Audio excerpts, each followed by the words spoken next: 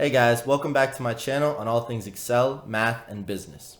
We're posting free tutorials for anyone and everyone that needs help, wants to develop their skills, or needs an assignment done.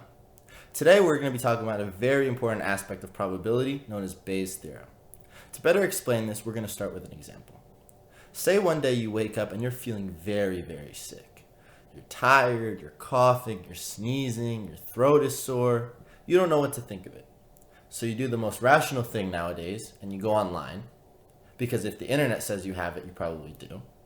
And you find out that there's a corona flu virus, a brand new sickness coming out, and it's very popular, and you look at the symptoms of all the people that are infected with it, and you come to worry because all the people with the symptoms that are infected, they have very similar and same symptoms as you.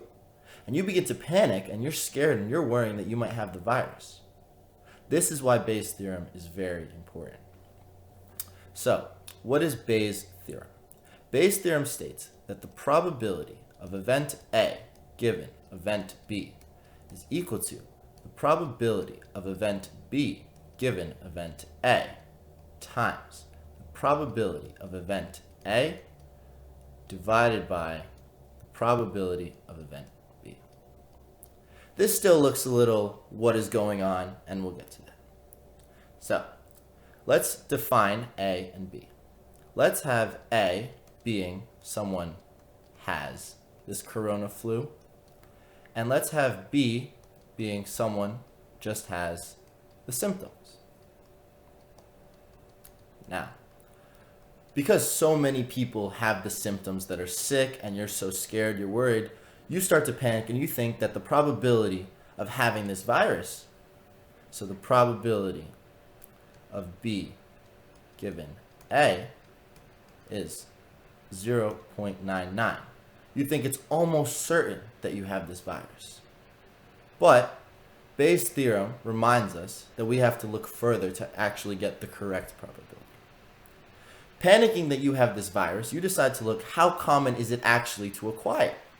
And you find out that only 1 in 100,000 people actually have this virus. So, probability of A equals 0.00001. You also decide to look up how common the symptoms you have, the sneezing, the coughing, the sore throat, and you remember it's winter and a lot of people are coming down with things not as serious as a virus, maybe a cold, a flu, a sniffle, or just allergies. And you realize that 1 out of every 5 people has the symptoms you have. So the probability of B is 1 out of 5, or simply 0.2. Now, with Bayes' theorem, we can calculate the actual probability that given your symptoms, you've come down with this corona flu virus. So, the probability of A given B is equal to our probability of B given A, which we had 0.99, times the probability of A, which is the probability someone has the flu, which is 0.00001, divided by the probability of B, which is the probability of someone just having the symptoms that you do, which is 1 out of 5, or 0.2. And this actually comes out to be 0.0000495. And that's way, way, way, way less than our initial scare of a 99% chance you have the flu virus. And you see this 0.00495, that's almost improbable. That's way more than 99% chance of having. That's way less than 1% of even getting it. And now we can relax and be assured that it is most likely the case that we're just normally sick and we don't have the corona flu virus. That is why Bayes' theorem is essential to probability and many other cases in life. And it's important that you understand it and don't make false probability calculations in the future.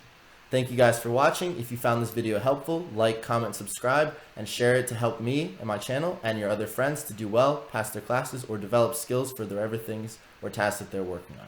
Thank you guys so much.